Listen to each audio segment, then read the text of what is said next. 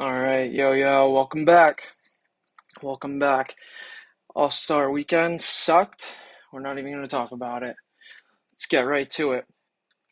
All right, teams outside of plus or minus 8 are 25-2 to the over. They're going over by 12, almost 12 and a half points per game, with the winning percentage less than 55%, and if they have more than 5 days rest after the All-Star break. So we're pretty much zoning in on that after All-Star game break right there. So we got 25-2. We got a bunch of spots here. We got the Spurs and the Kings over 242. We got Jazz Hornets over 232 and a half. We got Wizards Nuggets over 230 and a half. We got Pacers and Pistons over 247 and a half. I forgot to look to see who's playing on Friday as well. I think the Nuggets are. So that would probably be one of the spots I'd key in on. But we got 4 spots here, and like always, I'm going to be posting this tomorrow on Twitter, and this replay will be posted after. All right, first game, we got the Pistons, we got the Pacers. Pistons are going to Indiana. Pacers were home. We had that All-Star break with Tyrese Halliburton. He's a future star in the league. I'm still pissed off that he got snubbed from the Rookie of the Year. But anyway, we got the Pistons here. They are a dreaded 8-46. They're almost even against the spread. They're a little bit better than even against the spread on the road, and they're doing pretty solid at 6-4 and 1 against the division against the spread. Pistons are a strong 17-8 against the spread the last 25. And the Pacers, let's flip to the other side here. The Pacers are 31-26. They're looking to zone in on the playoffs here potentially. They're 29-25 against the spread. They are 14-12 against the spread at home this season, and 9-2, strong 9-2 against the division. We got a little key fact here. Pacers are 1-7-1 against the spread the last 9 against a poor team, a team under 57.7% winning percentage. So we're going to maybe look to take the Pistons here. So we got the Pistons are 13-3 against the spread versus a team they lost to against the spread last meeting, and if either team has rest. So we're checking a few boxes here. This is going back 2 seasons from last season. And it has a couple of upcoming spots too. We got Saturday versus the Magic and next Tuesday versus the Bulls. We're going to look to maybe back the Pistons here. Let's flip over to the Pacers side. The Pacers are 0-8 against the spread by over 10 points per game as a home fave, stronger than 4 points versus a team they beat against the spread last meeting. So it's a real simple SDQL here, and it's producing a strong result. So I might look to take the Pistons coming out of All-Star break here. It's a weird look because you'd think that the Pacers would want to step on the gas, but the Pistons have been pretty good, and sometimes these younger teams, they play up a little bit before the end of the season, just to show that they're worth a roster spot. So let's get to the next game here.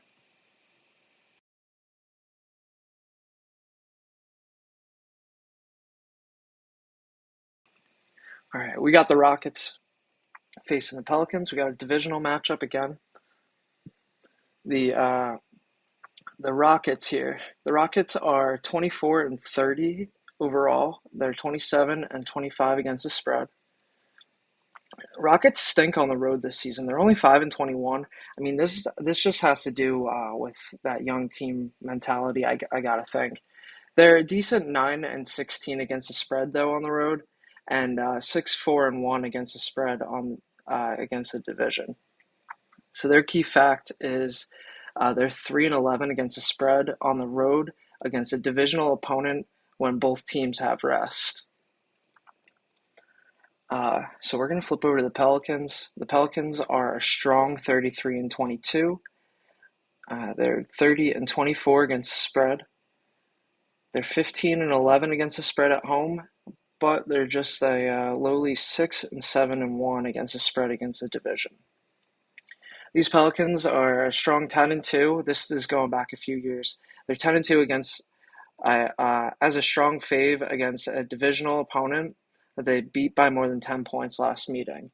So they had the Rockets number and they smoked them. I forget what the final was of that, but they whooped that ass.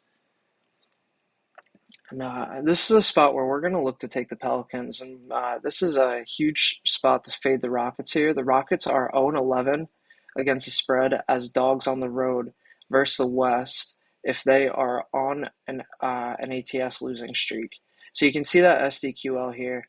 This is a little line parameter. Their dogs up to 12 points. It took off one person, so or one team, so it's not a huge deal. They're getting smoked, but it's by like 16 points straight up here. And again, that's 0-11 against the spread.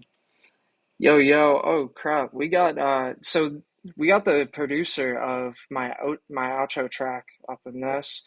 We got the Parlay God, Chris O'Neill up in here, C God. We got God DFL. We got all the homies up in here today. This is a hell of a stream. But yeah, we got the producer of the outro here. We got Gianni Gaspo, hit the G note.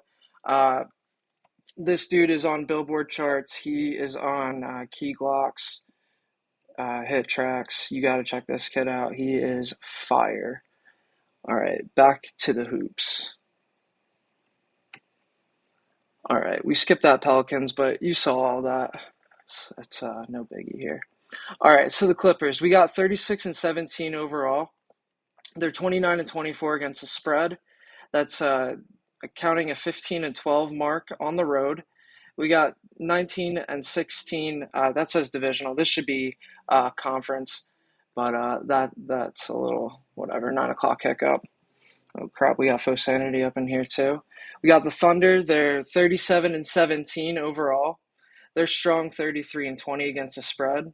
They're whooping that ass at home. They're 18-6 with a strong, I don't know, dude, it's way too damn late. They're good at home.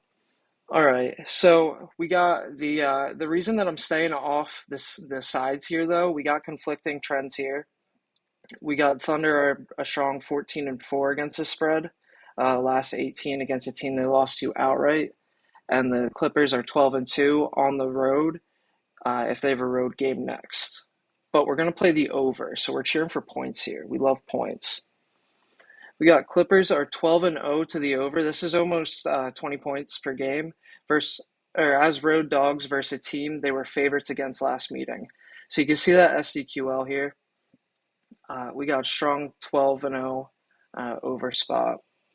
And then we got the Thunder on the other side. Thunder are 7-1 to the over by almost 10 points per game at home versus a team they lost to last meeting. So that was that same trend from last slide, but we're keying in on this season and that over spot. All right, as always, check me out on what do we got here? We got Twitter. This little QR code. You can see me on Patreon. We got WAP powered by YBB Sports Data. Hit me up. I'm all around.